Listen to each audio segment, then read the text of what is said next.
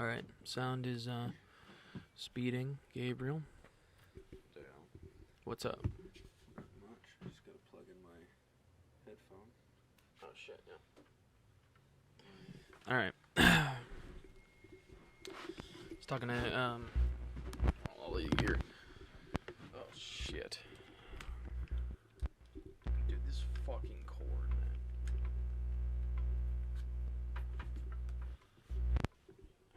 Whatever. I was talking to a friend of the show last night, Ben Grant. Go on. Talking to, oh god, Peanut, dude, you hearing that? Hearing what, Tim? Just some fucking static. It's definitely not My voice sounds nice. static. What? Can you hear me now? Yeah. So I was talking to a friend of the show, Ben Grant. This mic smells great. It was his wife Danny. It was her birthday yesterday. She turned 27. Okay. So we went out. Ben Grant was criticizing us for our 9-minute silence in one of our episodes. We had an accidental. There is in one of our episodes, if you're a real listener of the show, there's a 9-minute intermission. Of unofficial intermission, wherein Gabe and I are, how does one say, taking a piss. And so we go off camera. The audio is not of us taking a piss. I mean, there's no audio for about 9 minutes, apparently. I'm sure it was incredible. It's some are calling it visionary. Yeah, I know. Some are calling it visionary. Do you mind bumping the headphone volume down like 5%? Sure, absolutely. Yeah, some are calling us visionaries for it. I would say that's appropriate. Never been done in the podcast medium. Ever. Kind of incredible stuff. Kind of ahead of our time, as they say. Yeah, and so, whatever, Ben. You know what I mean? We don't Ben, need you anyway. No. We need haters. Well, yeah. They make us more powerful. Right. Ben, you listening? Yeah, he's listening. Keep it coming. Lock and load, baby. We're going to bring him. He said he wants to come back on the show, though. Did he say for what film? No. I mean, he's a big horror guy, so it'd be, we could bring him back on for a horror. But I think now spooky season's kind of coming to an end. Ben, we'll bring you back like another year. Is that cool, Ben? We'll bring him back sooner than that. This is what happens when you disrespect the Attic Boys. Right. Just remember that, Ben. He might be blacklisted. You want to disrespect us? You can wait another 12 months. We'll reconsider your application if you want to resubmit. Wait, we forgot to clap in. Let's clap in. Ready? 3, 2. Cool. Cooly gooly. What was I gonna say, man? How are you? I'm pretty good. A little low energy today. Yeah, Sunday, end of the week. Went out last night. Don't usually go out. I went out as well, and I don't usually go out. Yeah. We were out in the towns, in different parts of town. Repercussions. I was in Santa Monica. I don't know where you were. Brentwood. Brentwood? Yeah, not too far from you. Brentwood, that's bougie, man. I guess so. You guess so? I know so. It's very bougie. Whenever I think bougie, I think like the hills of the hills of the hills, I think Brentwood is like, that's interesting. Okay, sure. Yeah. I get it. Okay. But you're right. I mean, there's plenty of parts of LA that are just like expensive and nice, Yeah. So That's where all the weirdos live, though. Oh yeah, for sure. You know what I mean? Definitely no weirdos in Koreatown. Never. I like the weirdos here, though. Yeah. I like them. Something endearing about them. Yeah, man. The fuck, dude. All right. Anyway, so you whatever. So now. Yeah. We're excited to tell everybody about our next film. Yeah, we're talking Amsterdam. Talking David O. Russell's Amsterdam. David O. Russell. Who's a David O. Russell fan? Anybody? Raise your hand. I am. I am too. Yeah. Silver Linings is really great. Yeah. What else is really great? I mean, the Fighter, which you haven't seen. I haven't seen it, no. And The Fighter is incredible. It's a great movie. American Hustle, I really wanted to like. Something was a little bit off for me, but it was overall well done, and you really can't get past Bradley Cooper's perm. Like, that's powerful shit. It is powerful. I expect to have one of those perms of my own someday. You already do. Thanks, Dale. Dale's looking up for me. Dale. Come on, man. Dale's the man. You already do, man. All right, thanks, Dale. I got mine for free. I think so. David O. Russell, I think people know David O. Russell's movies, whether or not they know that they're his movies. But yeah, man, we're talking about The Fighter. We're talking about American Hustle. We're talking about my microphone being absolute dog shit. Do you want to try to swap out the cord? I know it's going to drive you a little nuts, so. No. It's all good. It's all good. And yeah, it's going to drive me fucking nuts. Sorry, boyo. All right, go on. Just keep it running.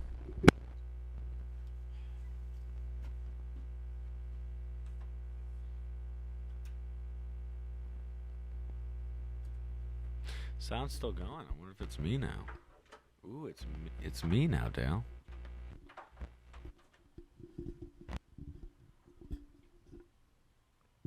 It's both of us. I don't know what we're going to do with these mics, ladies and gentlemen. We might just have to... That was weird. It stopped when you unplugged and replugged. Do you think it's just a thing in our headphones and nobody hears it? But it changes when the mic moves as well. What the fuck is this? What is what? That's the shit mic, isn't it? Everything is going well. Welcome to the Movie Addicts Podcast. Think. Brought to you by Gabe and Dale. This is something inspirational for people. It's like, if these two morons can do a podcast, maybe I can too. We got the bird boy and the snail. Telling every movie tale. All right. Whatever, man. Movie Addicts Podcast. It's a podcast. All right, so we're talking about David O. Russell's Amsterdam today. Yeah, we are. And tell me what the budget was on that film. $80 million. Holy shit. Jeez Louise. $80 million, ladies and gentlemen. Who do we got on the cast? What would you do? What would you do with $80 million? I wouldn't necessarily make this movie, per se, but... I'd buy a home. And then I'd donate the remaining... You'd buy a home for $80 million? And then donate the remaining $79,500,000. I don't know what buying a home would be. You're missing the point, Dale. What? Did you hear what I said? Yeah. I'd buy a home. Yeah. And then I'd use the $79,500,000 left over. Okay.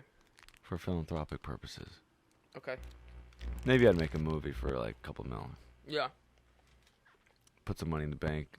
Do philanthropy with the interest. I don't know what 80 million is just a ton of money. It blows my mind how much money that is.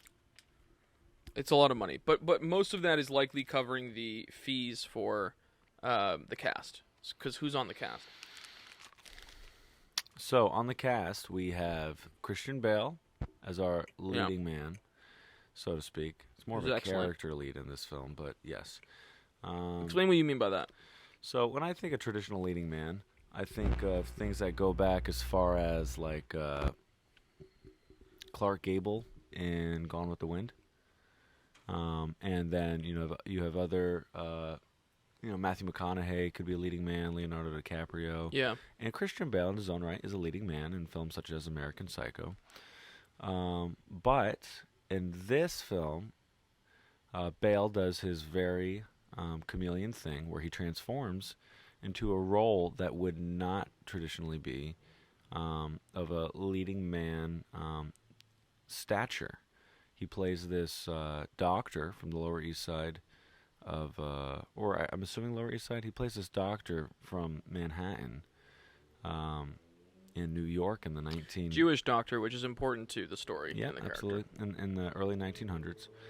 And, he's got his New York Jewish, he's got his accent, and he's trying to talk through everything. Christian Bale has always killed the accent. Absolutely. So he kills it. He must have a fantastic vocal coach, and he must work very hard, dialect coach.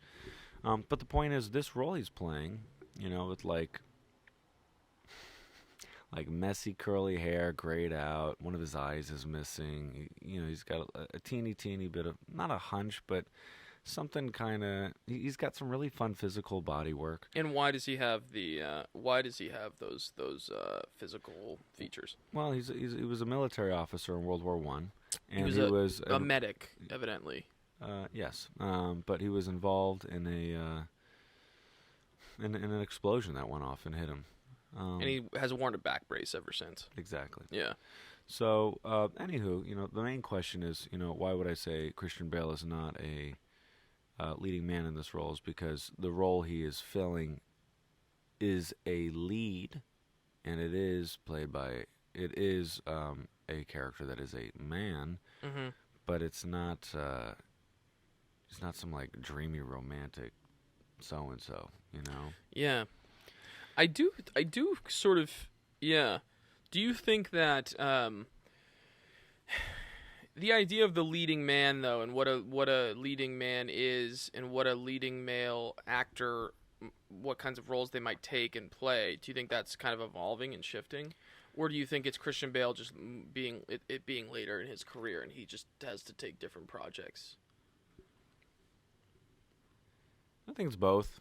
Yeah. I mean, in my opinion, I think leading man at the very least, will be kind of like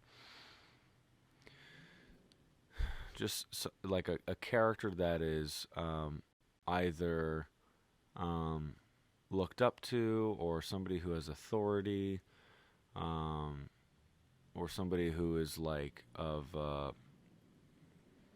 a romantic object of attraction, and that can go for leading lady as well, you know. And sure, it's ideally evolving, because for decades and decades, you mostly had like Hollywood stereotypes and predominantly white representation in these roles. The strong silent type. Strong silent type, interesting. But I mean, things are changing now, and the industry is really offering, one, better representation for, people across all spectrums of skin color, bodies, size, weight, hello microphone, any kinds of ability, it just is all kinds of people are being given the opportunity to lead a film. Why are you holding this? Because if I don't do that, then it makes a sound. Now it's... No, I think it's the other way around. Yeah, anyway. I'm telling you right now. All right. Well, it stopped when you... All right. Okay, so moving forward, other people in this film. Christian Bale. Mm-hmm. After that, we have Margot Robbie. Mm-hmm. John David Washington. Mm-hmm. So they're the lead. They're the leading cast in this film. After that, in terms of the $80 million budget, we've got... Timothy Olyphant. Thank you. Taylor Swift. Yeah. Bob De Niro, Anya Taylor-Joy. Rami Malek. Thank you. There's a couple more, isn't there? Oh, yeah. Mike Myers. Yeah. And... Michael Shannon. Yeah. Mike Myers is hilarious. Yeah, I think those are the big ones. And yeah. So, and the funny thing is, all these people have played leads at some point, other than, sans Taylor Swift, who's massive in the pop star world, but she's just not the strongest actor at all. No. And it's not without trying, but I do think they could have cast somebody else for that role, and it would have helped the film have a stronger onset. And it's also because she pops up right away. Literally. Like, she might be the third character we're introduced to. Which also, from a script perspective and a directing perspective, I have to say doesn't necessarily make sense. Yeah. I think it's sort of almost like a misleading way to start the film, because the characters are so important to David O. Russell films in general. Mm-hmm, mm-hmm. And the characters are so important to this story. And it becomes confusing when you're placing emphasis on a character that isn't going to be in the movie for very long, played by a person who's not really an actor. It definitely isn't as strong an actor as the rest of the cast. For sure. It's a tough Chris Rock is choice. also in the film. Chris Rock is and also Chris in the Rock film. crushes some acting stuff. A lot of people like him in. You mean in general he does? Yeah, a lot of people like him in like the Fargo television show. Yeah, which I haven't seen. My friend JD, one of my best friends back home, like that's one of his favorite shows. Yeah. But yeah, I haven't seen I know that he's in that. Yeah. But in this particular role, he wasn't that strong either, in my opinion. There was something off about his joke delivery. Did you get that? There was something off about his Chris Rock's timing in this. I don't know if you derived that at all from the performance. There's something consistently off about the timing. Yeah, and he felt out of place, really. I think a couple actors felt out of place. I don't know. Taylor Swift, Chris Rock. But joke wise. Yeah, who else felt out of place other than those two? Regarding jokes or regarding performance? Yeah, joke. Well, because that's what I'm getting at. Both. Everybody had a joke in the film that didn't land. I think that. And when we say didn't land for the audience. Yeah. At least the audience we were watching it with. So. Yeah. So. Yeah, but I guess, maybe it's like undue pressure for Chris Rock as a comedian to like nail every single joke, but there was something off that it was like, are we even acting in the same scene right now? Like, what the hell's going on? Yes, I think that's a good way to put it, yes. It kind of felt like he was kind of in a different world. I didn't really understand why he was cast in the role, because quite frankly, his role, I don't even know why it was in the film. It was almost like we got extra budget, let's get another star in here, And Chris Rock's agent manager was like, "Hey, you want to play this part that has like maybe 25 lines in it, Yeah. So, star power, great, talented comedian, yes, has done good acting work in the past, of course. But yeah, Chris, Taylor, and who else felt like weaker performances? I honestly was not in love with John David Washington. I had thoughts. Trio. I explained to you though, kind of one of my big thoughts on his performance, because I understood the choice. He was making like one really big choice and carrying it throughout the film, and I think the problem is that the choice is not the most interesting choice to watch for an entire movie. Right. And his choice really was. I mean, I'll just point it out. Yeah, now. I mean, yeah, go for it. And the choice is basically John David Washington is a black lawyer in early 20th century. Yes, in the United States, and where there's obviously discrimination, rampant racism and segregation and violence against black people, lynchings. I mean, even in New York City at that time, I know there were lynchings. Yeah, for sure. So John David Washington, I think he was making a choice where his character is very even in his tone, always very flat, very even. He's very put together, very controlled in how he speaks. And I think what John David Washington was trying to do was think about what this character goes through on a day-to-day basis, and how if he gets, this is a character who lives is kind of constantly in danger in a certain way. Yeah. And so he can never be too low or too high in his demeanor. So he has to kind of stay very even keel so that he doesn't make anyone angry. Also that he doesn't come off as aloof or removed, because then he'll come off as maybe arrogant, because people already don't like that he's black and he's a lawyer. People don't like that. And then if he's too aggressive, people will perceive him as being extremely aggressive, right? Just because he's a black man. So I think like John David Washington was making, I think, what was an interesting choice. The problem is that's one thing about a performance. Whenever you see a performance and you go, damn, the performance was good, but it wasn't great. I think oftentimes, like, what you'll like, one thing you can usually attribute that to is sort of a lack of variety scene to scene in what the choices the actor is making. I don't know if would you agree with that as an actor? It can be a reason. It can be one of the reasons, and I feel like that was John David Washington was making a big choice, and then it was like kind of his entire performance. And as a result, his performance comes off as a little boring. Yeah. And I think the other tough thing is maybe if that is the case, this is all conjecture, from a writing standpoint, if John David Washington made that choice and spoke with David O. Russell about it, who's the writer and director, David O. Russell should have given him some feedback, because the script revolves around classes in the United States. It revolves around the potential threat of global fascism. Yeah. And in the 1930s in particular. Yeah. Yeah. And there's something. I think there's something important to note, that if there was a concern about trying to be perceived as a level-headed, educated man who happens to be black in the early 20th century, well, then I feel like David O. Russell should have, done even more work in the script to show the stakes of what it meant when certain plot points transpire in the film. Absolutely, yeah. So, for instance, and me and Dale will try to give a brief summary of the moment-to-moment in the film. And can you just throw in genre real quick, and also the based on true events ? Aspect of this film? I got it's based on true, yeah. But I'm saying before you try to get into. But anyway.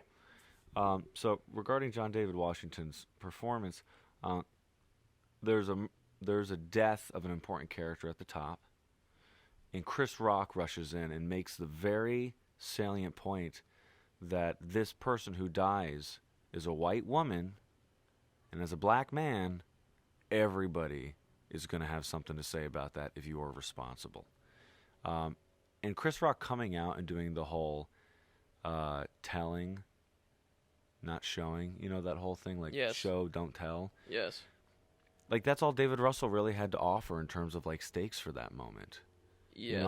I feel like not any other film, but like a stronger choice to be made would have been like, all right, John David Washington, so we're going to make sure that we're like writing this role and creating circumstances where like this character really is seeing his life flash before his eyes.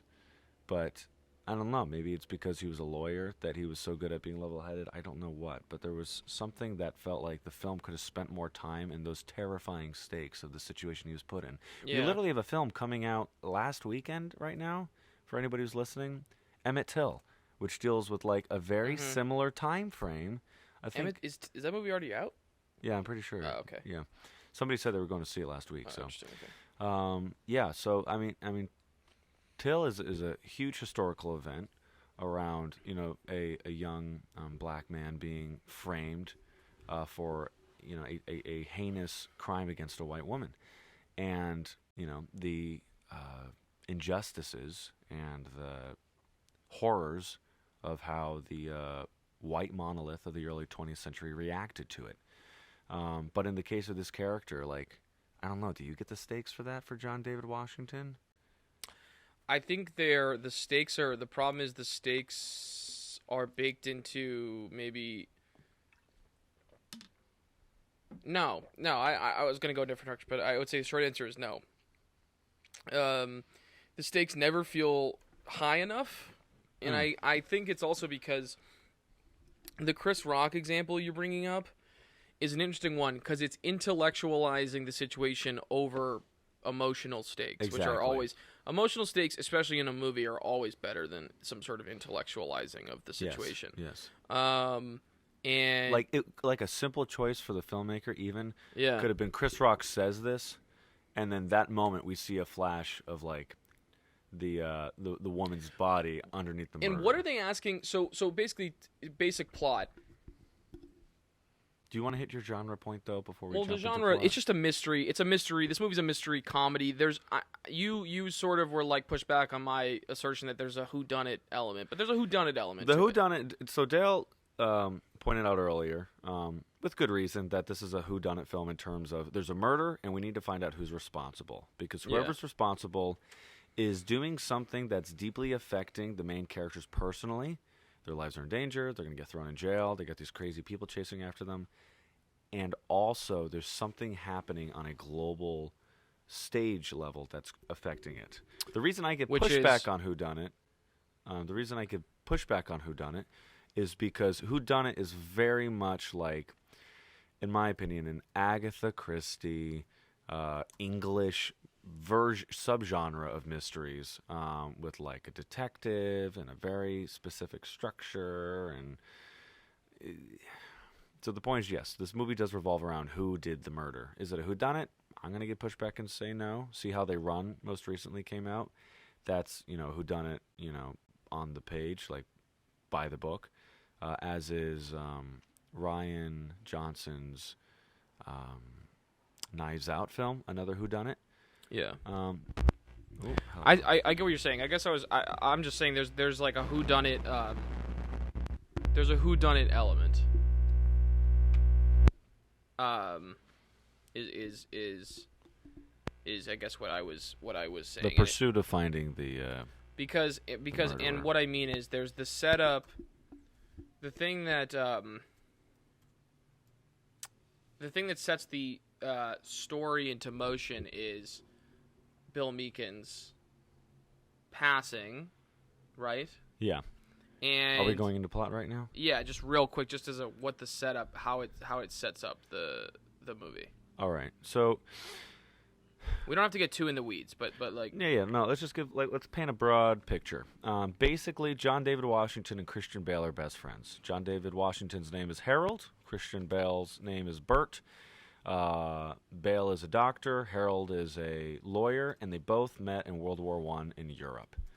They're best friends. They're going to meet one of the generals that they worked underneath during World War I. And the day that they come to meet up and meet the general, they find out, oh shit, we're not meeting this general who's going to give like great support and speech at one of our, veteran like events. They do a lot of support for veterans because they themselves are veterans. We're not meeting a live guy who's our, an old friend and comrade. Right. The guy's dead. He's in a box. And his daughter's there, crying and feeling we'll sorry be right for the back situation. With the movie podcast. Hell yeah. Yeah.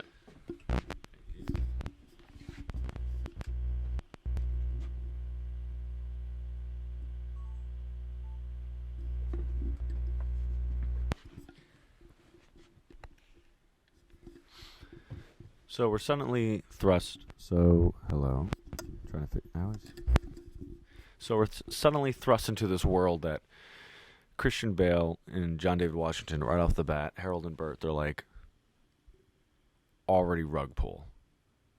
Whatever they were expecting their day to go, one of their old friends is dead. The daughter's crying. The daughter wants an autopsy. She thinks that he didn't die of natural causes. And since since he's a doctor, he'll do an autopsy. Yeah. Yeah. And it's someone Bert knows or knew from the war. Yeah, for years. So it's like a very emotional thing for him. So he's emotionally invested in this idea that maybe there was some foul play. Absolutely. Right? And this is when Taylor Swift gets involved. Taylor Swift plays the daughter. Yes. And Bert links up with Harold, with John David, and what happens from there? So basically, they move the body to a nearby hospital morgue, and they start doing the autopsy. Yep. John David Washington's asked to leave the room because he's a black man, and then meanwhile, Christian Bale's left behind with another nurse, who's technically, I believe, Irma St. Clair. Irma St. Clair, who's played by Zoe Saldana, who kills it. Zoe Saldana, she's great. She's really so good. Love her. But she has I don't know if this is quite the right word. She has a lighter black skin. So the reason they let her stay in the room as a nurse is because she says that she's Portuguese, which is kind of a hilarious thing. Right. But also like grounded in history of like you need to do what you need to do to survive in this world. Yes, that is like a theme in the film. Again, there are lots of themes regarding class and race and things of that nature in this film. And so Zoe Saldana manages to play this role that is close professionally and possibly emotionally with Bert's character. They both work in the medical field. And what's her name? Irma Sinclair? Yes. So Irma and Bert do the autopsy. They literally have their hands elbow deep inside of the chest cavity of Bert's old friend. And when they're cleaning through his lower intestine, if I'm correct, they find a really unusual gray liquid. And it's very clear that the stomach, whatever it was breaking down, was not something that humans should typically be consuming. Yes. Their assumption is, according to their toxicology report, he was poisoned. Yes. So the plot thickens, basically. Mm-hmm. Bert and Harold, their old friend, General, what's his name? Bill Meekins. General Bill Meekins has been murdered. They have good evidence for it. And now they need to go tell the daughter. Yeah. So Harold and Bill, they get together. The daughter, they all agree to meet at the restaurant. They get to the restaurant. The daughter panics. She doesn't really want to hear the truth. Obviously, she needs closure to move on with her life, but she has other plans. She very much, like, I guess, has like an emotional reaction to the situation, gets up, leaves the restaurant, and as they're chasing her down the block, they eventually catch up to her in front of this cute little... we'll say like projector house, the movie theater. Yeah. I think it's like a movie house. And she starts explaining to them, I can't know. He knew something that he wasn't supposed to know. Somebody by the name of Rose. And then suddenly somebody out of the crowd nearby, Timothy Oliphant, grabs her by the back and pushes her directly underneath an oncoming car as they stand next to the street. And oh my goodness, guys, it was brutal. I mean, it wasn't Tarantino brutal, but there was something kind of like gross that Taylor Swift gets wrecked worse than Nick Kroll in Don't Worry, Darling. Totally. she gets got. And I do actually like the way David O. Russell directed this moment, because sometimes people go for like the shock value and they show people's face getting like smashed in. But by no, tires it was more and stuff. gruesome trying to imagine. Yeah, it was left to suggestion. Her body is pushed under the vehicle, and you see the tires clearly going over. Her stomach is down, her face is covered, but the car goes over the body, and you're just like, oh my goodness, the weight of the car just completely broke every bone. Wrecked her. Yeah. So, unfortunately, that leads immediately to a moment of hysteria. There's a young white woman's body underneath a car. There's an old white Jewish doctor next to a black man who are right next to the scene, and Timothy Oliphant has kind of retreated into the shadows to the back of the crowd, and he starts pointing fingers at them, saying, look what they did. Directly blaming them for it. Yes, accusing them. And so they got to run. Right. Some gunshots go off. The police start to get involved. Literally, the police open fire. One of the police officers opens fire on them. Oh, my goodness, yeah. Which, is that a real... It reminds me of It's a Wonderful Life. There's a scene where... what's the actor... Dude, why am I blanking? Who's the lead actor in It's a Wonderful Life? Oh, Jimmy Stewart. Thank you. Where Jimmy Stewart, like a police officer, opens fire in the middle of a fucking crowded street, it shoots at Jimmy Stewart. Is that a real thing? In my opinion, was that more?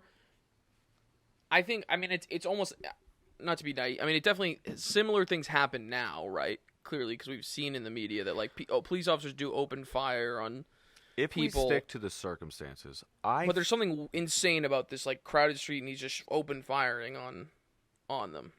In regards to the circumstances, specific to the period, I find it believable because nobody may notice this, or at least within the story, obviously the audience notices. Timothy Oliphant opens fire on Bert and Harold, I'm pretty sure. He has a gun in his hand. And so... Oh, so it's not the police officer? No, I think it's both. This is what I'm getting at. Oh, okay. If I'm correct, I might be remembering incorrectly. I think Timothy Oliphant fires off a round. Yeah. Which alarms the shit out of everybody, and the police are going to react to the guys who are running away. So I think they may have thought they had a gun. They may have been like, we need to stop these guys before they endanger anybody else. That's my assumption. Yeah, it's just it feels like it's the second, it does seem like it's something in movies that I've just noticed in movies of a different era as well. There's this idea of police officers, having license to just completely open fire on a wild shit crowded city street. I don't know what maybe I'm just living in like a post. We're just living in a different era where it seems so. You're saying like post George Floyd. Yeah, post George. We're living in we're living in just a different era where people are hyper aware of like. I don't know. We don't need to get into the weeds on this, but it just feels so specific to like why did this, an era, but it feels like I buy it, but it also feels absurd. But I also think it fits the movie because the movie has a lot of absurdity. The film does have absurdity to it. You know, the few articles that me and Dale have skimmed through regarding this film, it's definitely true that some people would consider there's an element of you could say a period piece, mystery, as we mentioned, but also absurdist comedy. It's strange. It's strange. So they have to escape. Where do they go? Well, they go to Bert's ex-wife. Ex-wife's house. But before we get there, we get a lovely exposition dump. A bit unfair to David O. Russell because the exposition dump I thought was actually pretty efficient and fun. It wasn't like a big monologue. It's a flashback. Yes. And this is where we get context for why the film's called Amsterdam. And here's a question for you, Gabe. Go for it, baby. Footnote here. Baby why doll. not have this whole section? So, there's a whole sequence. What Gabe's referring to is there's a whole flashback sequence. It's sort of an expositional flashback sequence where there's narration. By the way, over the movie, Christian Bale is narrating. Bert is narrating the entire story. Just as another footnote. A footnote adjacent to that footnote is the fact that we are essentially stopping the forward progress of the story to go back and explain how Bert knows Harold, and then by extension how Harold knows Valerie Vose, who is not a character we have been introduced to yet. So basically, Bert knows Harold because they fought in the war, the First World War, together. Yes. Bert was a medic. Harold was he's like an infantryman. He was just I mean, it does seem like Harold is in a leadership position in that unit. So he's like maybe he's a captain or something. I don't know. It doesn't. But Harold is resentful. There's a flashback to the First World War. I don't know, where are they located? I think they're in France. Yeah, and they're basically like they're in a combat zone, and I think Harold's unit and Harold and his men are feeling resentful of this idea. They're being assigned a mission, and they're resentful of the mission. Sounds like to them like a kind of a suicide mission. Well, not only is it a suicide mission, but the leadership of that battalion or that unit is clearly bias in his. He clearly has a racial bias. The leader of that unit is a white guy who is just much older than them too. Much older than them, and the whole unit is a group of black men. So yes. It was supposed to be an opportunity to supposedly, if that's true, we can all see how history proves otherwise. But it was supposed to be, an opportunity for, black men to serve with dignity in the U.S. military. But then you got this asshole leading them and basically leading them to death. He's out of touch. He's out of touch. He's asking them to do things that he clearly wouldn't do. And everyone's saying this is a suicide mission. Right. So basically, thankfully, there is higher leadership in the military that got rid of the racist bastard and then brought on Bert, who has a lot of stakes. The only reason he is at all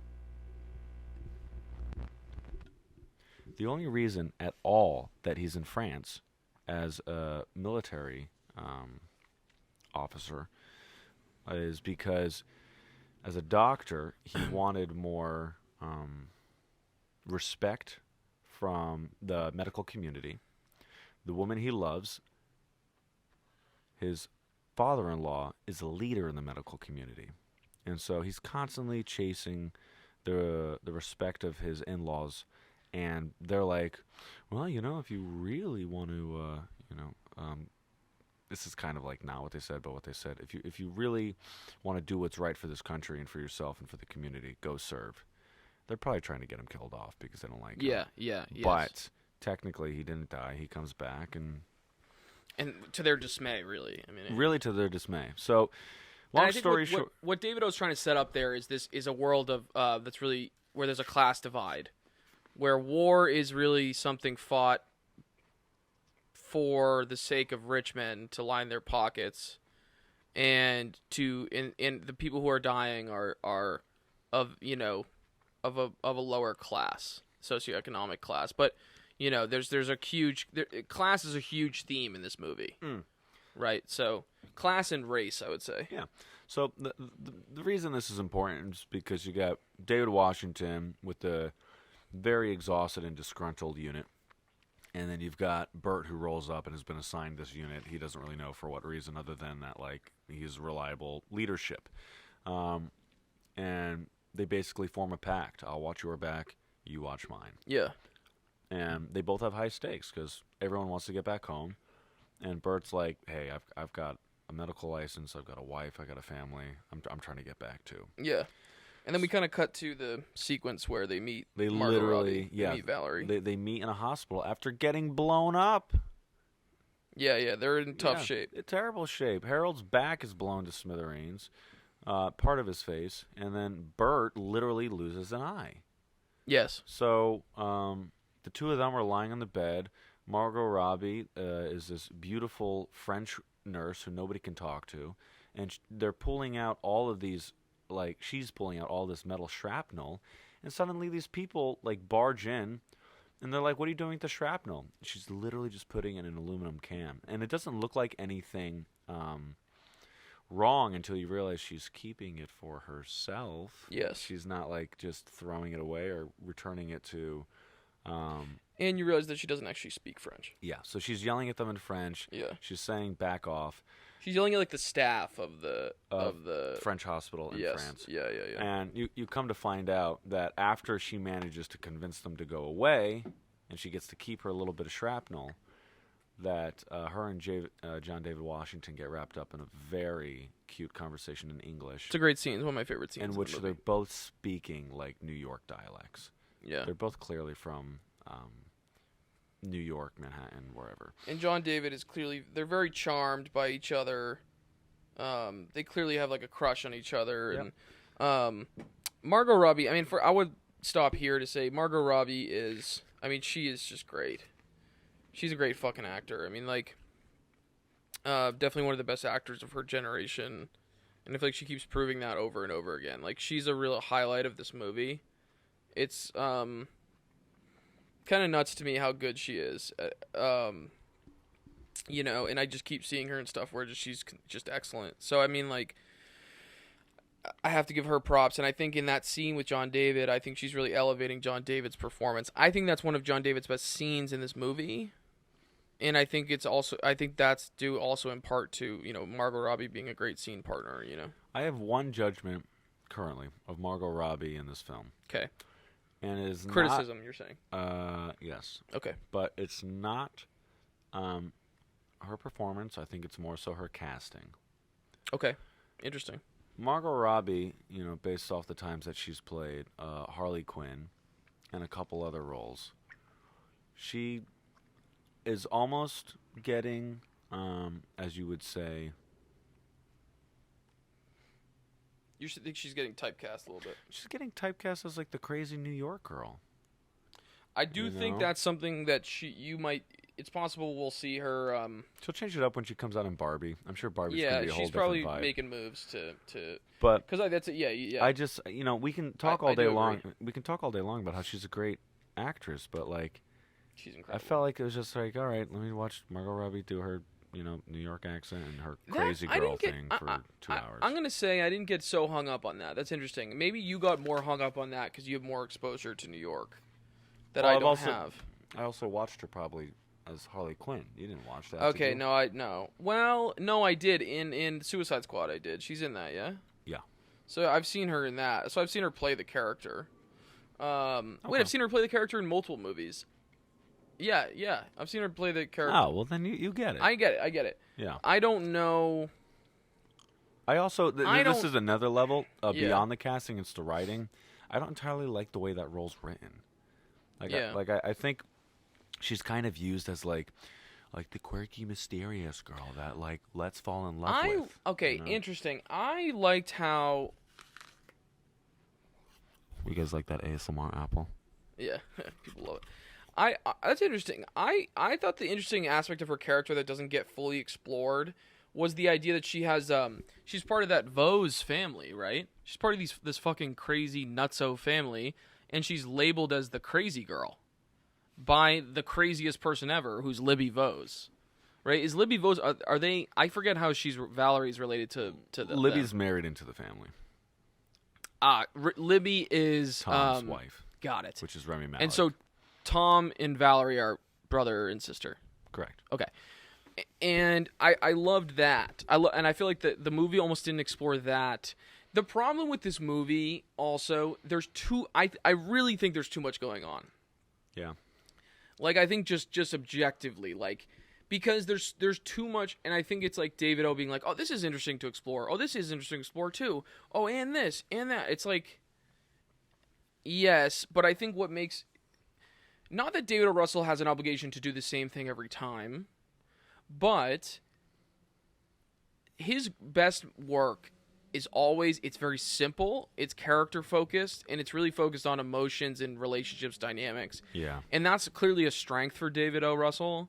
And this movie is, all that stuff is there, the interesting dynamics and emotions, and it's all there. If you wanted a central character to follow, and their external conflict and their internal conflict, the main character is Christian Bale. Yes, Bert. The fact that he needs to find out who killed his fellow soldier, comrade, and friend, General Meekins. Yes. And his character arc of realizing that he cannot need love, he needs to choose love. And so the whole film, he's discovering that rather than needing his wife, he needs to leave her and choose to be with people who actually care about him. That's great. David O. Russell killed that.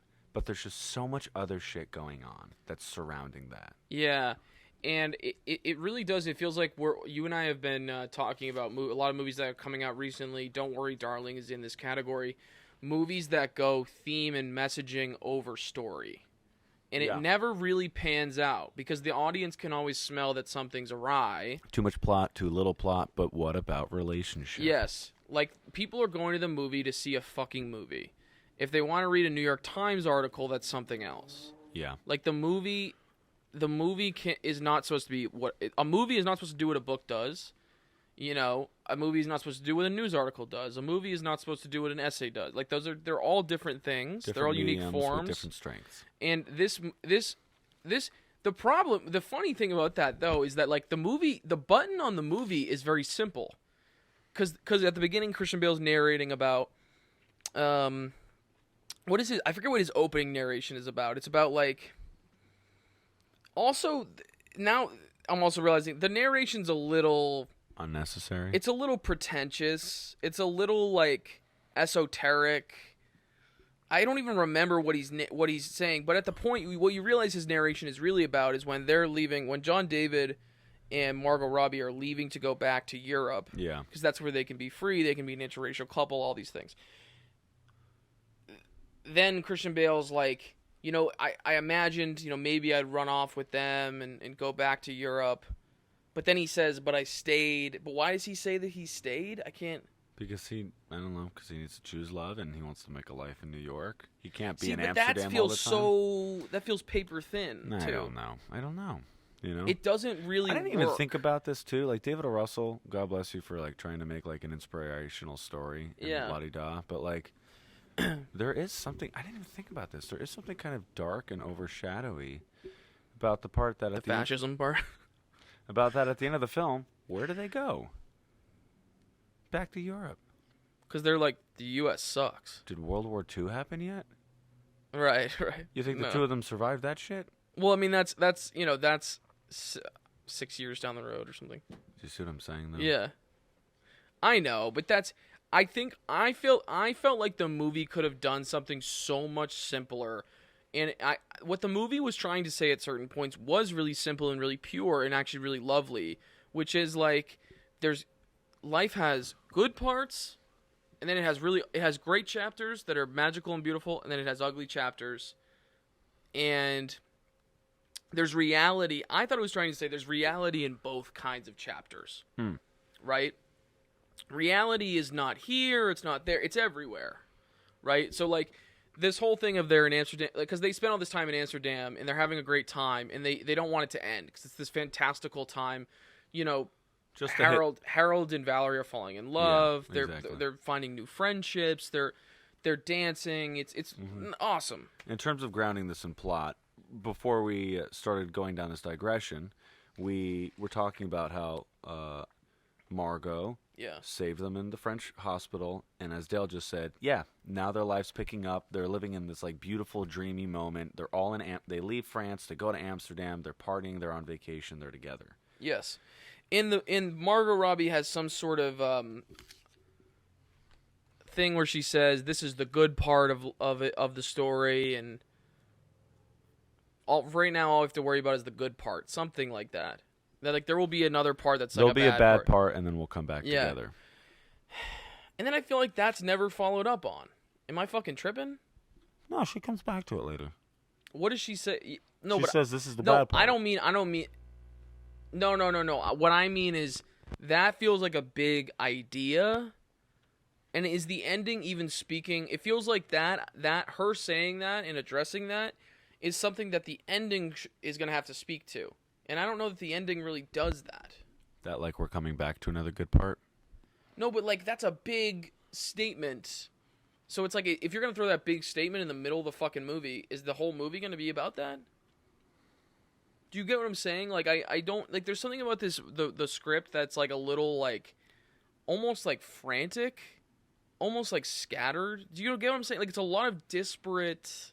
So, for those of you at home who are listening, who have either seen the film or not seen the film, I think Dale's making a great point. Because we start the film, John David Washington, friend's dead, autopsy. Set, plot, somebody else dies, we need to escape, cut. Flashback to France, party in Amsterdam. Yes. And all of this is happening. It feels like in service to kind of catch you up with where all the characters are, who they are, ground them in the circumstances and the stakes. But there's something weird that when we're all friends in Amsterdam, Margot Robbie's character suddenly becomes almost larger than life. Unlike all the other characters in the film, she is talking about things that are kind of bigger than everybody. You know what it is? She's like a mouthpiece for theme, the way Bert is. I was going to say she's like the first kind of, if only character in the film who really openly discusses like philosophy and art. Yes. Bert is a man of science. Harold is a man of law. And she is art and philosophy. And it's a great point, Gabe. Yeah, it's absolutely true. When she enters a space, that's why she feels necessary for this like trio. But more importantly to what Dale's saying, that's why it also kind of the audience feels a subtle halt. Like David O. Russell's like, all right, I know I gave you all this important shit. Pay attention. The plot's about to get thicker. But right now, this is the good part. One day the bad part's coming. Which, by the way, is that something you even need to tell the audience? Wouldn't they get that? Here's another thing. Why not have all that Amsterdam stuff at the top of the fucking movie? Why is it a flashback? That's what you were originally getting to. And why is it a flashback? I think you're right. It literally doesn't make sense. I think it would have been strong to start off with all this dreamy beauty at the top and then cut to something that tears them apart. I think the assumption maybe was that, no, we got to get the people hooked with Taylor Swift getting thrown under the car. And I was like... It just sucks because I don't care about Taylor Swift. Sorry. It sucks because the best parts of the movie are the parts with John David, Christian Bale, and Margot Robbie, and they're just hanging out. Let's talk about how 2 films in the last 4 weeks have been playing around the States, both dependent on a pop star to get people through the doors. Which, by the way, hold on. Don't worry, darling. All right, we'll be right back. That's a great point, and I want to get into that. And we'll be right back with the Movie Addicts podcast. Yeah. And we're back. It's the Movie Addicts podcast. Yeah, I mean, it's a great point, Gabe. And so let's be clear about what we're referring to. We're talking about Don't Worry, Darling. Yeah. With Harry Styles. Yeah. And then we're also talking about Taylor Swift. Amsterdam and Taylor Swift. Mm-hmm. Yeah, I don't know what's going on with that. I don't love the trend. It's kind of... Both films also underutilized Nick Kroll and Chris Rock as comedians. Completely. I rewatched Don't Worry Darling yesterday, and... David O. Russell and Olivia Wilde are just in the back room talking shop. Nick Kroll, by the way, I went a little easier on Nick Kroll on the second watch. Because I think he's not... wasn't that bad. No, His no, role he's just not. sucks. He's not. His role sucks, and he gets wrecked by the car, which is just a It's still hilarious amazing. Still moment amazing. at a really... what's supposed to be a really tense, scary part of the film, and so it just makes no sense to have him getting bodied by the car. Literally. Well, he gets off. bodied by Olivia Wilde. Like, That's football right. tackles his ass. Like, she WWE slams his ass to the ground. Olivia Wilde? Florence Pugh. I thought. No, Olivia Wilde, because he tries to, on a rewatch, I realized he tries to reach for Florence Pugh in the car, and Olivia Wilde, like, gets him and then tosses him.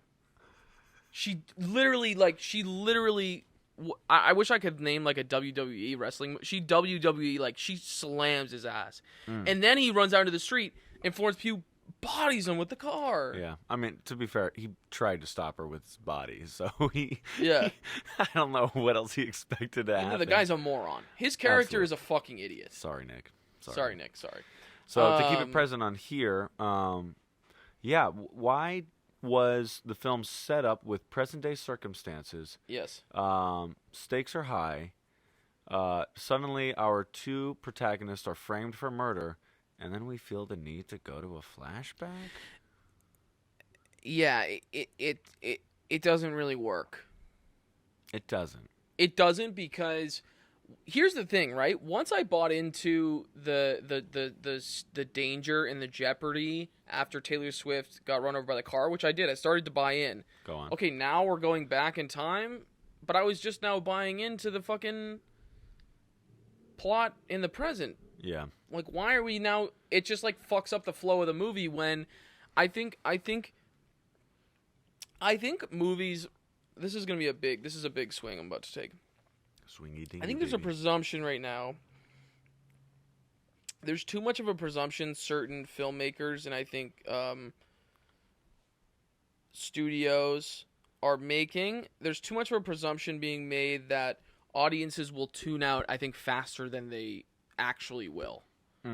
So my hunch is that if you get people in a theater and you have, three great actors that people want to see, which are, like, let's say John David, Christian Bale, Margot Robbie, and they're just kind of hanging out and it's fun. Okay. I'm willing to wager that, like, people will be willing to watch that for 20 minutes at the start of the movie. And it's kind of a nice way of settling into the story, getting to know the characters. My hunch is that people will be cool with that. People aren't just going to tune out. They've already paid for the movie. They're there sitting watching the fucking movie. Great. And then we can jump to all the present day stuff. Why do we... I don't understand this. I'll raise you one, and Yeah. to build on what you're saying, I think starting with the flashback, so to speak, would be a great way to kind of, like, inform the audience's desire to care. So, for instance, if in the first 20 minutes we do Amsterdam, right? Mm-hmm. And France. Well, two things that can be established, which is really helpful. One, we establish General Meekins and the relationship to him. Absolutely. So General Meekins' relationship... Because I felt nothing about at all. Meekins Don't being care. dead. He's a body in a box. We don't give a damn. Right. As Chris Rock says, he's a white man in a box. Right. So, but... Is that what he says? Something like that's the line. Yeah, something like that. So, but yeah, if at the top of the film, like, we'll find out this one guy, this one officer is willing to give Bert the chance to lead Harold's unit across the French countryside. By the way, we don't get anything from the French countryside of them in battle. Sure. They just get blown up and they're on a hospital bed. Which I'm like, that would have been nice to see, too. Would have been beautiful. Also would have cost more money for an $80 million film. I don't know where but that like, money where went. is... But Let's keep it going, baby. it just keep So the train rolling. we established a relationship with General Meekins, which would be great. And then on top of that, we established Margot Robbie at the top of the film. Why? So when they leave each other and they come back to New York, we don't see her for like another 30, 40 minutes. But instead, so when she pops up, it's like, oh my goodness, she's back. I can't believe she's back. You know, for a second I thought she was only in the film for like a dumb cameo, but she's back. But in the current version of the film, the way it was cut theatrically, present-day circumstances, flashback, Margot Robbie, more present-day circumstances for only like 10 to 15 minutes, and then Margot Robbie's ass is back within like 20 minutes of leaving the flashback. You know what I'm saying? Yeah. Like, I would have liked more space between falling in love with her and then forgetting about her because of Meekins, our like old friend, is dead. Yeah. Taylor Swift is now dead. Now we're on the run. We need help. Let's go to Tom Vose. And then, holy shit, the woman I love from 15 years ago at the top of the movie. Yes, turns out she's part of the Vose family. Yes. That would have been... But the thing is, for all we know, David O. Russell shot it like that. Like, the script was written like that. I was going to say I'm that, really curious who told him to change up the structure of the edit. I don't know. I mean, it's maybe it was... Yeah, I'd be curious to read the script versus the the theatrical cut, because it's possible they did shoot it chronologically rather, and then David O. Russell pulled a switcheroo. Whether or not the switcheroo is a result of David O. Russell's own instinct, or whether it's a result of his editor's instinct, or whether it's a result of a studio note call, that's unclear. But I do think it doesn't do the movie any favors. Yeah. And it gets it off to a really rocky start, so it's really hard to get invested in the stakes. And shit's confusing too. This movie's confusing as fuck. There's tons of fucking characters. It's hard to keep up. I found it very hard to keep up with what the fuck was happening. I found it hard though to focus on what to care. Like, what I didn't know what I was supposed to care about most. Yeah. Well, ideally, what we're supposed to care about is our three heroes. But when you have so many other like that's interesting. I don't think they realize this, but this is a big problem.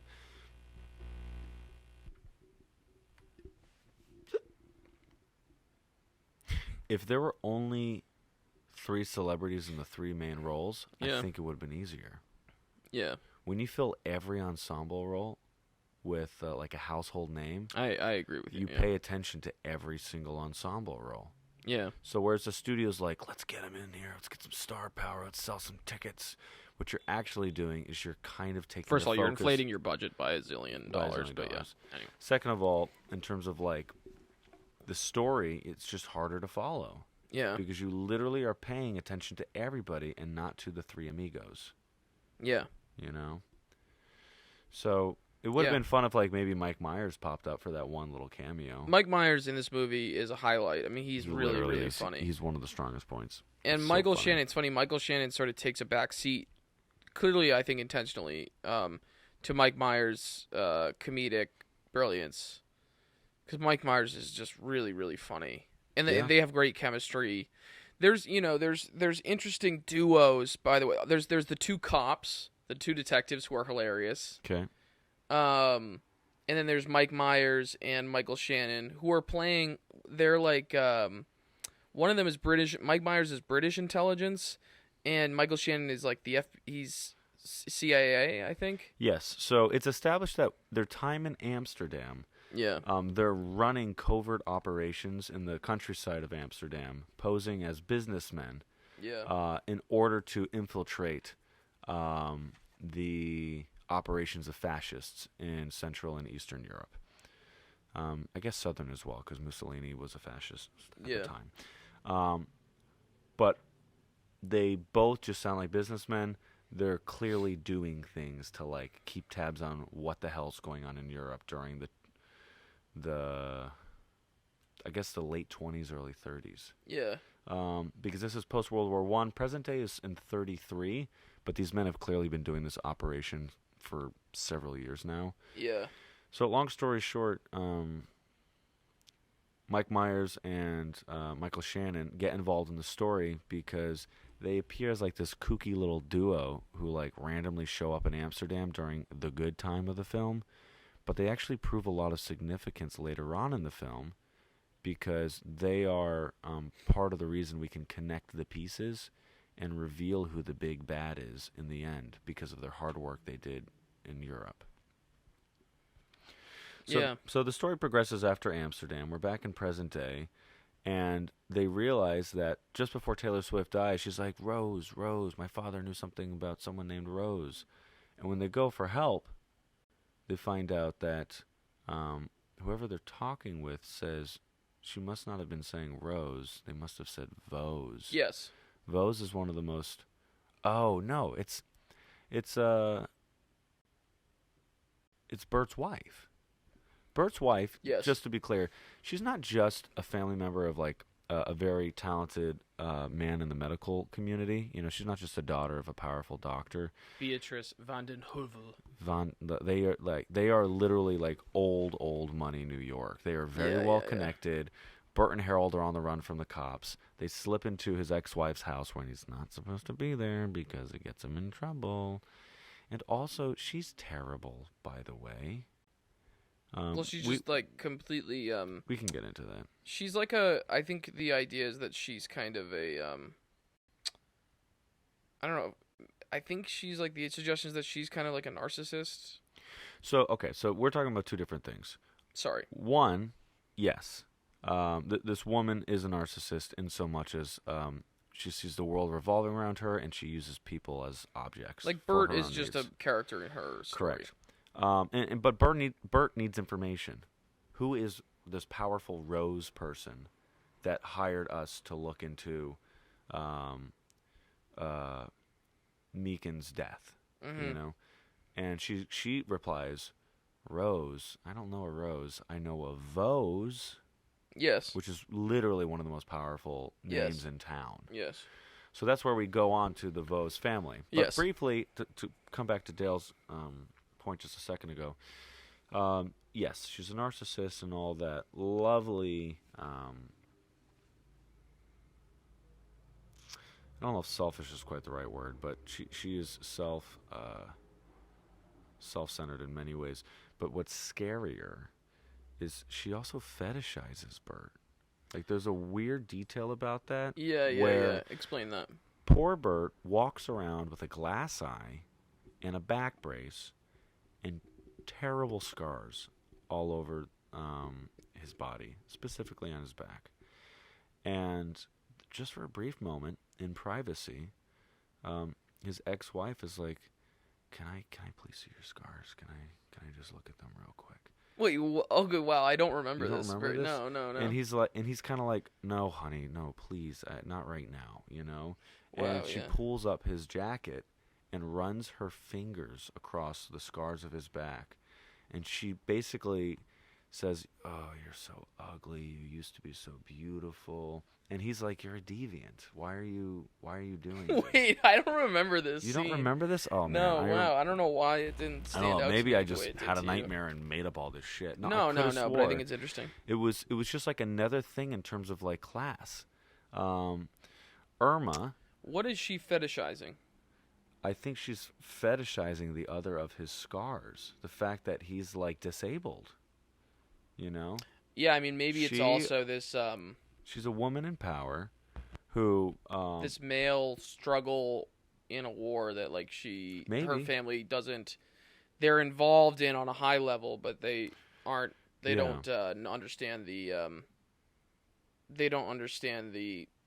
actual human consequence. I also think of the war. I really do think it's something as simple as like you're familiar with like curiosity shops and like morbidities and stuff like that. Sure. Yes. So in my mind, like she very much could have been a woman who like walks into one of those shops, finds it like very interesting reading about, the multitude of ways that. I mean, I wish I could really talk about this in much detail, but I know that if you walk into the shops, there's all kinds of. It just when morbidities refers to death, basically, and that's kind of it's very taboo in society. But if you're walking around looking at skulls and looking at like stillborns and all this, like, so she's just like aroused by the. I don't know if she's aroused, but she's deeply fixated. You know. Wild. Okay. Wow. Yeah, so I just imagine this woman has kind of like this part of her that is expected to be perfect. I'm remembering another thing that's related to this. She's expected to be perfect. She's an upper class. Yeah. And I think Bert, in some sick way, allows her to kind of like indulge in that desire. So something I'm going to add, I'm going to build on what you're saying. Go for it. Anya Taylor-Joy, Libby Vose has that, speaking of fetishization, she's like sexually attracted to the general. Yes. Gil Dillenbeck. Who's like 4 times her age. Yes. She can't be older than 22. And she's so obsessed with him. She's obsessed with, like, it's almost like, I think David O. Russell wanted a lot of that stuff to land as a joke, too. Like, I think the stuff with Bert is a little more dramatic and a little more painful, whereas the stuff with Gil Dillenbeck, like Libby's like, oh, I just want to meet him. He's such a strong, powerful man. Like, and she has, like, kind of a daddy complex going on there, which is sort of like, I think that was just meant to land as a joke. I don't know that it fully landed for the audience we were watching it with, but I thought it was kind of funny. But it was also like, yeah, like people found it. I don't know. That's just another. But she's on an upper class, and Gil is like more of a. Gil is a successful man who hasn't forgotten where he comes from. Is kind of his character. Yeah. Whereas, up for veterans, so yeah, maybe there's this theme. Speaking of the class themes, I think there's something in there about the upper class folks kind of using the lower class to indulge in their like fantasies and things. And shadow side, you know. Yes, really interesting. So basically, that's a really interesting theme. I mean, just for what it's worth. Again, more contrast between classes. So they get the information they need. They go to the ex-wife. Yeah. They go to the Voses. Yeah. And basically Libby invites them in, and she's screaming and shouting at this thing. Who the hell is this? They turn around. It's Valerie. The woman Harold loves from back in Amsterdam. Yes. They fell in love. They were the perfect trio in the French hospital, and she was amazing, and she's kind of a weird artist. And he didn't know. I guess Harold didn't know that she comes from money. She comes from his family. Oh, interesting. Yeah. Unlike Bert's wife, she also has kind of an obsession in some morbidity ways as well. Well, the shrapnel. Right. Yes. Yeah, see, that's what I'm saying. There's so much more happening under the surface, on top of the plot, on top of all the characters. Yeah. Like, David O. Russell, I don't know if he was trying to go for, like, his Irishman or whatever the heck he was going for, but this movie could have been, like, a limited series, dog. Like, there's just a lot going on. There's so much. Honestly, it might have been better as a limited series. Maybe. I think it could have just been tightened up. You know. But tightened up would require an overhaul of cutting the density. Yeah, you're right. This movie's just, it's too dense. It's like the densest cake of a movie I've seen in a while. Yeah. I mean, I can't think of a movie that I've seen that's from this year that's this dense. Yeah. There's just too much fucking going on. I mean, like the only movie that I can think of that's recent, that, you know, a theatrical release that's recent, that's maybe more confusing, is Tenet.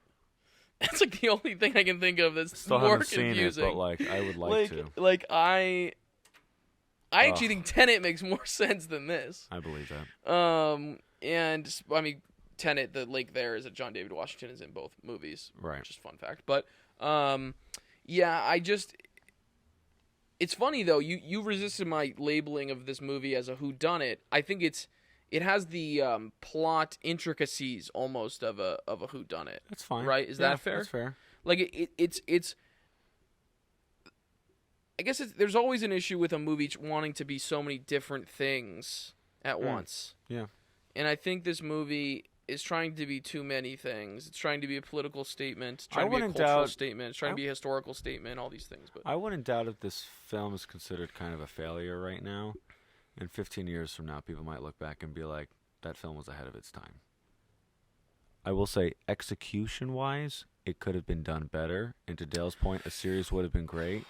But I think there's a lot of films that 5, 10, 15 years later, people were like, oh, that's what the director was trying to do. I don't think that's going to happen with Amsterdam. You don't think so? No. I'm always open to that possibility of something being ahead of its time. But I don't think Amsterdam is that. I just don't think cool. I don't think it fully I don't think the machine is operating at. Thanks, Dale. What? Dale's supporting my ass right now, looking out for me. You know what I'm saying? I'm trying to throw David O. Russell a bone, and you're like, yeah. Fuck you, David. Let's take all the bones. I mean, listen, you want to throw David O. Russell a bone? Throw him one. You know what I mean?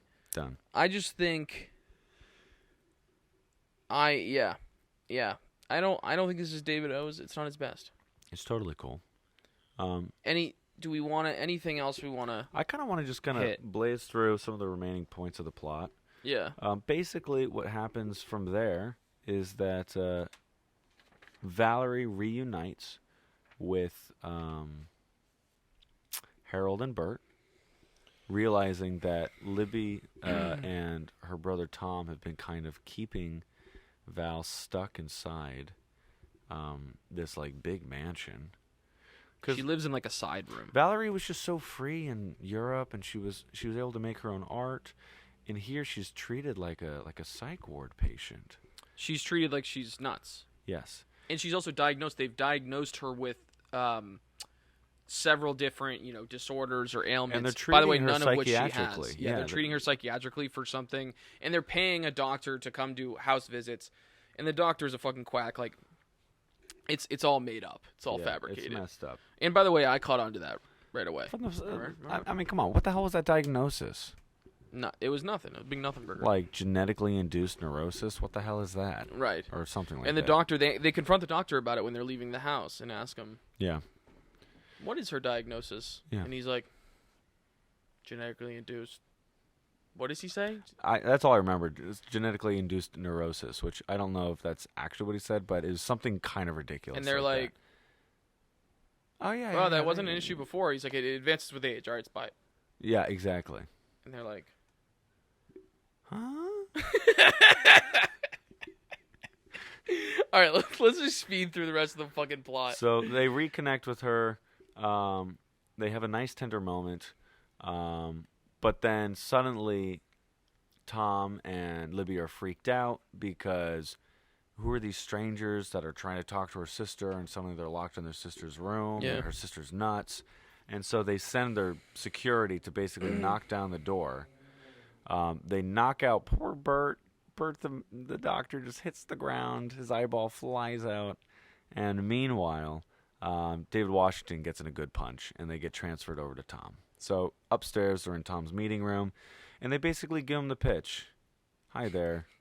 Yes, we need your help. We were told to go to Avose. Apparently, you know how to get us connected with Gil Dillenbeck. Dillenbeck. Yeah, played by Bob De Niro. Yeah, thank you, Bob. Thank you for your service. Thanks, Bob.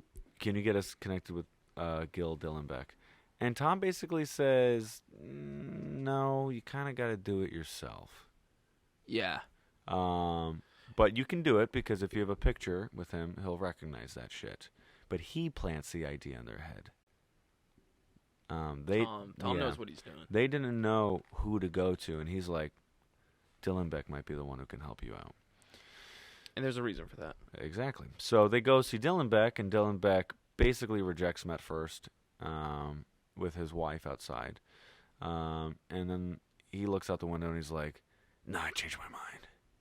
Let him in. Because he sees the pictures.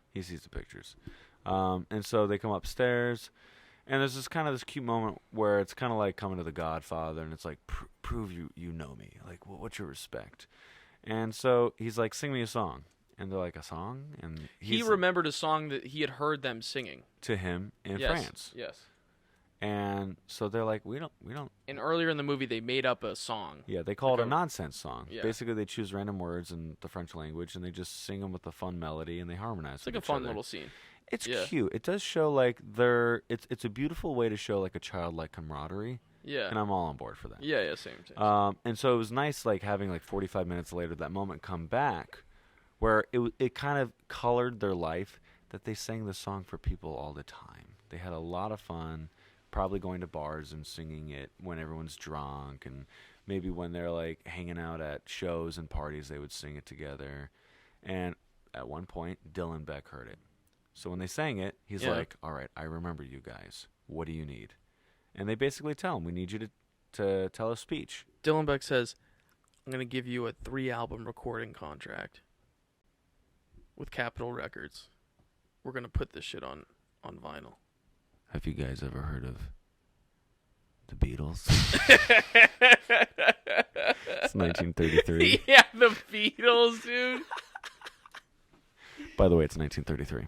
Beatles aren't even born yet. I feel like there should have been a concert scene with the Beatles. That would have been necessary. That's the thing. If this film was Forrest Gump, would have happened. Definitely. Yeah. This film could have had a Forrest Gump vibe. Honestly, I kind of wish David O. Russell did that. I don't think David O. Russell would do. The top of the film, though, says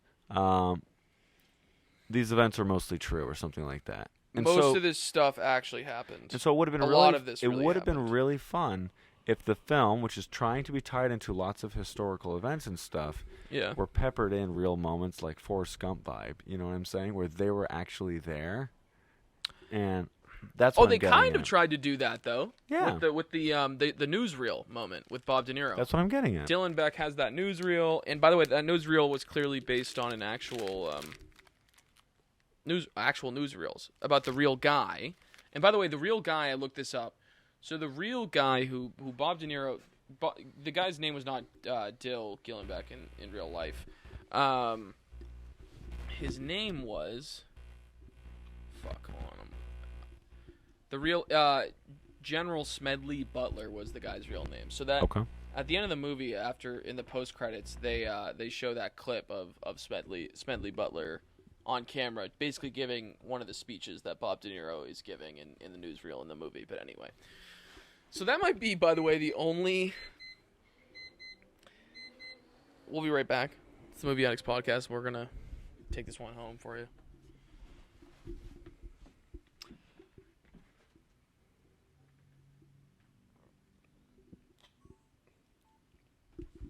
All right, and we're back with the Movie Addicts Podcast. Go on. This movie struggles with historical credibility, I think, a little bit, based on things that I honestly what critics are saying. I don't think it struggles with it. And the reason I say that, is because I don't. That's what the critics are saying. That's what the critics are saying. I don't think it's really trying to do anything historical. Yeah, I agree with you. I think it's just. I'm inclined to agree. He's being kind of silly. He's like, this is mostly based on kind of true events, and then he takes one moment in history, uses it because it's kind of relevant to the January 6th insurrection. Yeah. And then he runs with it. Yeah. I think anything else about plot that you want to... Yeah, we kind of got to get through the last... Try to hit the big strokes, though. Okay. The fascism. All that fascism stuff. Yeah, fascism. Oh, yeah. The fascism. Oh, yeah, fascism. I remember that. So, basically, Dylan Beck agrees to give a speech at Harold and Bert's Veterans event. Throughout the film, they've been talking about this event. We have an event. And it's because they love the veterans. And every year, they do an event to kind of celebrate them and promote them and raise money. Get the vets in there. Dylan Beck agrees to do a speech. Meanwhile, another man comes into the house who also wants him to give a speech at the same event. Yeah.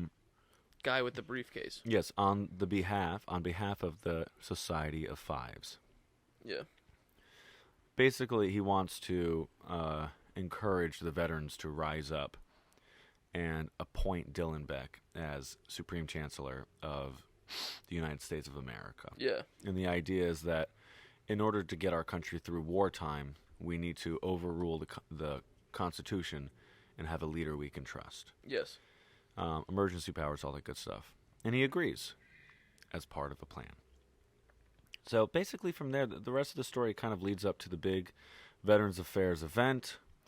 We find out that there's a lot of closed-door handshakes, that the big rich Voses, powerful men behind contemporary industries, and modern-day interests from Europe all have conspired to have Dylan Beck rise as the chancellor. And all of this was done by way of General Meeks being murdered. Originally, they wanted Meeks to be the one who would be the voice of reason and the chancellor. And because he denied it, they killed him off. That got Bert and Harold wrapped up in everything. That led to them turning to the Voses, who very easily used Bert and Harold as veterans to get to Dylan Beck. They manipulated Dylan Beck, so to speak, to get him to give a speech. But Dylan Beck has integrity. Yeah. And because Dylan Beck, Bert, and Harold are all on the same page about protecting the country, not giving in to foreign interests, economic or financial interests, they were able to basically tell the truth to the world, that there are fascists within our country who are trying to overthrow our government. He literally says this in his speech on stage. It's a beautiful night. Everyone's dressed up. It's a gala. It's a party. We're singing. There's a big band. He comes up. He inspires the veterans, and he says, by the way, there are people in this country who are trying to tear us apart, who want me to accept money in order to be an authoritarian leader. And to those who think you can buy me, you thought wrong. And the guys who are trying to buy him are all big. They each run companies from key sectors of the American economy. Yeah, probably. So media. Petroleum. What's the other? There's another big one. I don't know. And then one of the guys isn't there. What the fuck was that? Remember they go in the back room and these guys are having their back room. They're basically drinking Manhattans and fucking jerking each other off. Yeah. To be not to be crass, but I guess that's crass. But they're back there circle jerking and plotting world takeover. They're not doing that. No, but you know what I mean. Figuratively, they're circle jerking. All right, great. This is the Movie Addicts podcast. And, you know what the fuck I mean. They're like, "Oh, you're so great." Blah, blah, blah, blah, yeah, blah. I know what you mean. All right, whatever. And because you fuck these fucking guys. You know what I mean? They're wearing their tuxedos. Also, man, by the way, stupid as shit. These guys are really. It's kind of gross how much they disrespect Dylan Beck. Because Dylan Beck walks in there. By the way, I just put together a big part of the theme that we've been talking about. I want to hear that. Yeah. He's willing to shake hands with them. He's willing to put on a face that you guys have an interest. We'll see how the speech goes. La-di-da. Because he's not actually going to tell the veterans what they are hiring him to tell them. But he goes in there, and they're like, I'm Tom, I'm Andy, I'm John, or whatever their names are. First names only. And they're like, what's your name? And he's like, I'm General so-and-so. And they're just like, oh, nice to meet you, so-and-so. And he's like, General so-and-so. And they're like, nice to meet you, so-and-so. And clearly Bob De Niro's eyes are going to fall out of his head because these men have zero respect for a man decorated in military service. And it's just clear. I think my initial reading of that scene was different than what you were. I just thought they might be taking the film in a different direction. I thought that the reveal, this is crazy. I thought the reveal was, and this is not what happened. I thought the reveal was that De Niro was in on it. I thought that was going to be the reveal, was that De Niro is part of the five. I didn't interpret that at all. No. It's not in there because it's not what happens in the movie. Right. I thought that they were building up some tension that, wait a minute, did he trick them? Did Dylan Beck trick them into thinking he was on their side? Okay. And really he's part of the five, because the five would be like 4 key sectors of the economy and then the military. And he would be the 5th. I thought that's where they might be taking it. That's not where they ended up taking it. If that was the case, then they should have been buddies, shaking each other. I'm saying it's not. I just for a second was like, wait a minute, is that where they're gonna? Is that where this might go? But it doesn't matter because that's not where it went. Where it goes. But you're right. I think, I want to speak to the theme part of that. Yeah. This movie is about these very rich and powerful people who are disconnected from the realities of who are profiting off of war. Yes. But disconnected from what war is. They know what it is because it makes them money. Their profit, they literally say very brashly, oh, our profit margins are through the roof on, they're profiting off of war while all these other men and women are dying.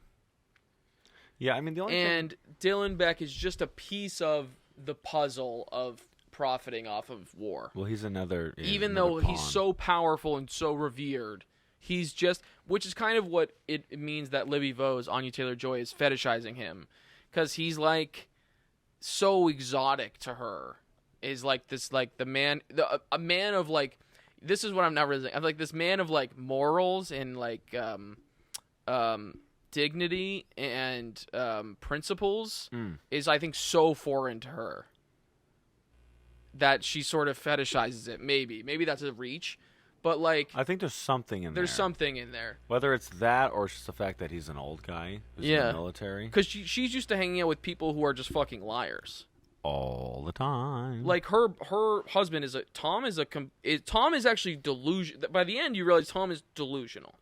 I mean, to be fair, she's also delusional. Libby.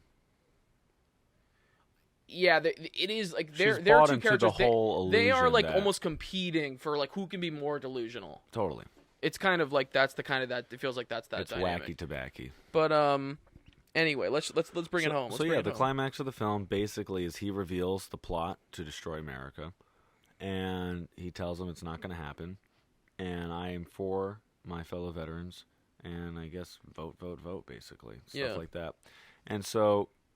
Timothy Oliphant, just somehow survived to the end of the film, climbs up a ladder. I'd say Tim Oliphant. This is a thin role for him. Yeah, but he not much in there. He crushed it because he's great, but there's not much for him to do. So he climbs up a ladder. All this is on stage. Except for trying to kill Bob De Niro. Absolutely, takes out a gun, aims at Bob De Niro, misses. And then there's a weird line they ADR'd in. Yo, I gotta kill Bob De Niro. I thought that was a crazy choice. That was so strange. That was off camera too. I didn't even know if it was Tim. It was kind of like there was a close up on Tim. They cut back to the wide of overhead of Dylan Beck. Yeah, and there's kind of like a ADR line of like, "Can I fucking get you, Bob?" And you're like, "Wait, what?" And then they cut back to Oliphant, and he's getting tackled by. He's nodding his head. Yeah, like this. That was just a weird moment. I don't know why they cut that in. That was crazy. Didn't he fall and break his face? In real life, Tim Oliphant did, yeah. Also in the movie, though. Yeah, in the movie, that was an electric moment when they push him off the balcony. And it's literally Tim Oliphant tries to kill Bob De Niro. Tries to kill Dylan Beck. Misses. It doesn't work. Hits Bert. Oh, it hits Bert. But Bert took the pain serum, so he doesn't feel any pain. So you think he's like in excruciating pain, and he's like completely out of it. He's not in any pain. Also, didn't his brace save him? That's also true. Oh, yes, that's also true. Yes. Yeah. Yes. Nailed it. Oh, yes. So, Tim Oliphant, after he takes a shot, misses. They push him off the fucking balcony, and he goes the guy belly down. flops. It's electric, though. Like 25 It's hilarious. feet onto... Yeah, it was nuts. And then there's like... The rally devolves then into chaos. There's like Nazis there. Yeah. There's like Hitler Youth people there. Yeah. Which I didn't fully understand. It's also weird because it kind of looked like, oh yeah, so these veterans are gonna fight Nazis in a hotel in New York. All right, here we go. The movie took a completely absurd and almost farcical turn at the end. Yeah, and of course, yeah, the Nazis lost. And this movie has some big swings in it that I don't know if they pay off. And what else happened? Did Tom got arrested, right? Tom does get arrested. And it's revealed. Why does Tom get arrested? I don't remember. Because he's a nut job. I don't know. Something like that. Chalk it up to he's a lunatic. He's a loony. Throw him in the loony bin. No, the guy just, oh my goodness. You know what it was? It was revealed that his money, it was revealed that he used money from his nonprofit to pay Dylan Beck to speak on behalf bribe. He attempted of the to bribe. fascists, He attempted a to bribe officer. a military officer. Bye, go to jail. Yeah. And that's kind of how it ends. Move. Basically, other than that, Bert and interesting. Actually, people are chasing after them, aren't they? Are the Nazis still chasing after them? I just remember they had to get to the dock, and they're like, "We need to leave tonight." Yeah, but I feel like because they weren't safe. I think so. Yeah, so basically, but after it's totally, they revealed kind of lame. What it was is that they revealed on national radio that yes, that's what it was. Yes, that all these people are trying to destroy America, and so they have targets on the back of their heads now. And so they run to the docks. There's a big steam liner. And John David and Margot Robbie, Harold and Valerie are going back to Europe. There's this beautiful moment where there's this long white rope over the edge of the steamliner that they just climb in synchronicity. They just together, holding each other, kind of like Tarzan and Jane. And it's just, it's a beautiful, beautiful moment. Yeah. It was really great. It definitely didn't happen. Definitely didn't happen in the film. Yeah. But what did happen, it did. Yeah, it was the best part. Thank you, Dal. It was beautiful. It was amazing. Kind of like a Titanic moment almost. Yeah. Minus the door and the water and the tens of thousands of people dying and sinking to the bottom. Anyway, okay. Anywho, and Leo DiCaprio and Kate Winslet. Yeah. So basically, John David Washington and Margot Robbie choose to go back to Amsterdam. That's about it. They're not really going to go to Amsterdam because they're like, Amsterdam's not safe and there's some crazy shit. And that's like becomes there. like kind of a half-baked joke at the end. So half-baked. Of like, you can't go to Amsterdam. There's Nazis there. The Gestapo is what they reference. And they're like, what's the Gestapo? And they're like, you don't want to know. I'm like, it's tough to like make Gestapo jokes work. Especially it's something to really think about. Like, it's really tough to like land if you're gonna stick the Gestapo joke at the end. It better be a slapper of a joke. I feel like you could do it, but I didn't even.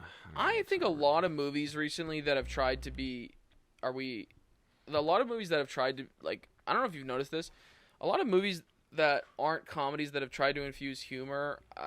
A lot of the jokes feel half-baked. They feel kind of weak of late. I don't know if that's a trend you're also noticing. Maybe that's an overgeneralization, but I don't know. Maybe we're just lacking comedic filmmakers these days. Jordan Peele crushes the jokes in his horror films. There's some really funny moments. I like the jokes in. Yeah. Even Jordan Peele, I think even the ones in Nope, I'm like, these could be punched up. I don't know. Maybe. But either way, there's that weird moment where it's like, three amigos going into the sunset. Oh, by the way, actually it's just two amigos, and Bert's going to stay here and live his best life. Because he's actually in love with his, with the nurse Irma. You know? Yeah. That's what it is. Bert is in love with Irma, and which, by the way, love is a whole. Need. There's so much going on in this movie, which is the most important theme. That is the most important theme. Is love? Is choosing love instead of needing love. That's the most important theme after all the fascism shit. In terms of the central character. Like, if the central character is Christian Bale and that's his journey, then what do you want from me? Like, yes, the backdrop. Is love meant to be, like, a counter to fascism? Is that the idea, maybe? So maybe the idea is fascism equals cold, it's law and order, it's betrayal, it's a lack of friendship. Facetious right now? No, I'm being serious. Okay. I'm wondering why, like, I hear what you're saying with the love stuff, but okay, that's really wild after the movie has built up to all this, like, built up all this mystery around this, like, American fascist coup going on. Do you know what I'm talking about? Like, do you see what I'm saying? I'm trying. And then the ending is trying to then stick a landing of, no, you got to choose love. Like, huh? How did we get there? That's what I'm curious about. Yeah, I'm like trying to think in my head. I think the movie's just sloppy in this respect. Like, I don't think it's actually sticking any landing regarding this. Yeah. You know what's interesting? What's up? If the film does revolve around choosing what you want versus what you need, do you think there's anything tied into the cuckoo metaphor? For instance, explain that. Yeah. So the two characters who are covert operations in Europe, Michael Shannon and Mike Myers, the two of them are involved in a bird club. They believe in bird watching. They like it as trying to. It's an exercise of what man is willing to look at is one way they look at it. What are you seeing, and therefore what are you not seeing? Kind of like the way that they're agents in covert operations. And one thing that they're doing is they're also bird watching cuckoo birds. And they're making a discovery during their bird watching that cuckoo birds are parasitic. Yeah. And the parasitic birds will go into another species' nest, throw out all the eggs, kill all the eggs, disrupt the nest, and take over the nest. And so I wonder if that ties into the parasitic nature of fascism, in spite of perhaps one may say the alluring value of like a single leader that you trust, based on I don't know, party platforms and shit like that. But parasitic value, and then how is that parasitic? I know we're getting a bit esoteric here, but how does that parasitic nature tie into the theme of choosing love versus needing love? Because if you hold on to things just because you think you need them, that's parasitic in nature. Yeah.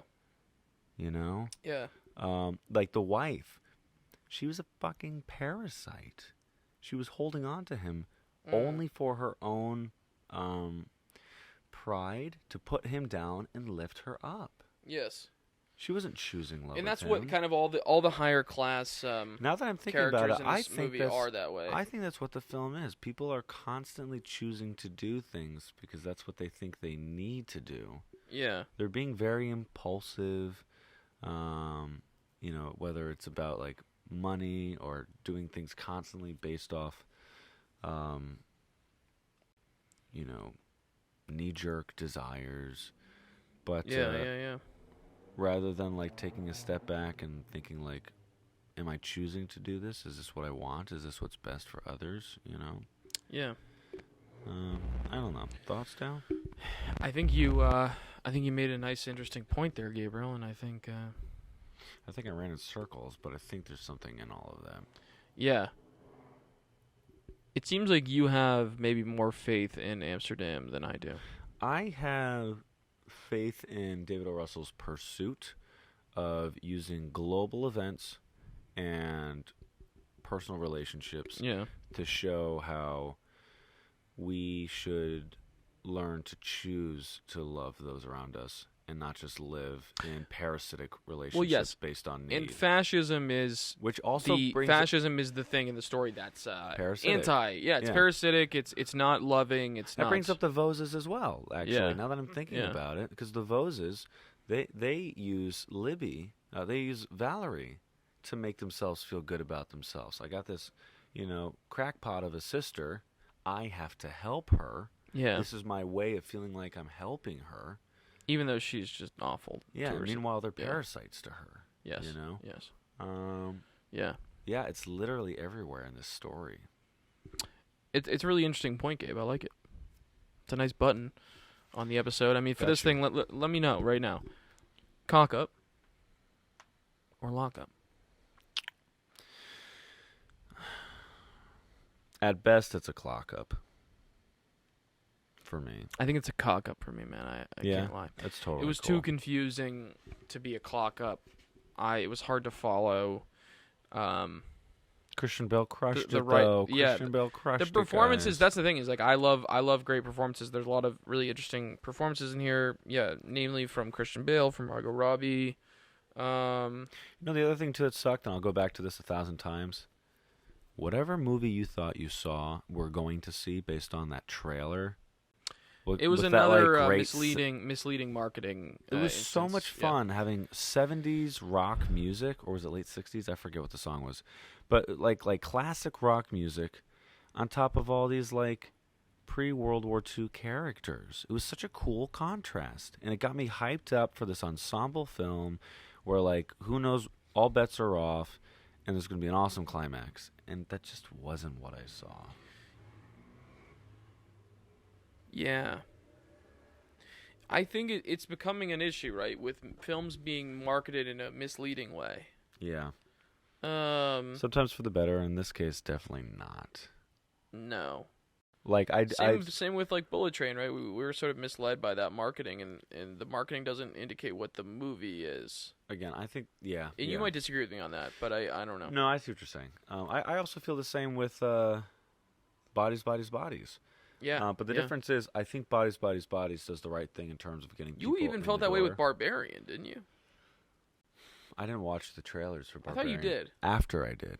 And what did you think about it? I was just upset with the Barbarian trailers because I feel like it gave away too much. Okay. You know, Got it. Some people think that it didn't give away anything, but I feel otherwise. Yeah, I think it's tough, man. I don't want. We never want to see films lose. I mean, I don't. It's just Amsterdam. Yeah, Amsterdam only cracked, I think, 10 million in the first internationally, ladies and gentlemen. Yeah, in the first week. Yeah. In the first week. Let's look at the current numbers. And they spent 80 million making this film. 80 million. What happened? Worldwide. Oh, this is not good. Worldwide, 18.5 million. Do you think there's some? Do you think there's some like little black book in the back of every studio's office where they're like, David O. Russell, Joy, American Hustle, yeah, Silver Linings Playbook. Yeah, he made us $1.5 billion. Yeah. He lost us $60 million today. We're gonna have to decide how much money to give him for the next film. If he loses us more. Yeah, I mean, of course, it's just like saying? basic cost-benefit analyses going on, probably, right? Well, I don't know. Maybe there's just some people like, nah, I like you, David. Yeah, making other films, whatever. Amsterdam happened, whatever. I think it was COVID. COVID sucked for everybody. We'll move on. We'll make another movie. I mean, I think if people are being moronic with the financing, then yeah, like maybe they'll be like, you know, they won't be entirely logical about it, but you could make the argument There's also that for young filmmakers like us, we want them to take chances on us. Yeah, but I'm saying that they all right, we'll be right back, and then let me just double check the time on here. We got 2 minutes. All right, well, we got 2 minutes. Let's you want to wrap this up? Yeah. Thanks for tuning in, everyone. Hope you had a great weekend. Yeah. I had a pretty good weekend, Gabe. You? Me too. Pretty good. Yeah, man. Nice. Let's go. So, I'm Dale. I'm Gabe. And this has been the Movie Addicts Podcast. Yep. Like, subscribe. What are we going to see next? I don't know. This time's going to be a mystery. Armageddon Time? Is that coming out this week? No, we have another week. We have another week until Armageddon Time. What's coming out? I don't know what we're doing next. I don't know either. The menu's not till November. This might be a weird... Maybe we'll see Emmett Till. Okay. Sure. Cool. Yeah, okay. I really hope that's good. We'll see. We'll see next week. We'll see. Maybe we'll go see a comedy. We're kind of burnt out by the dramas and I'm getting burnt out. And the horror films. So yeah, we need something. We need something to. Maybe we'll do something over streaming. Yes, I think that might be a good idea. Emmett Till is gonna be heavy. Could be really good though. It could be really good. But the little boy and the mom look so. Yeah, talented. We're gonna see it regardless. Yeah. But anyway, next time on the Movie Addicts Podcast, we have no idea what movie we're doing, but... Cool. We'll see you then. Cool. All right. Peace. Peace.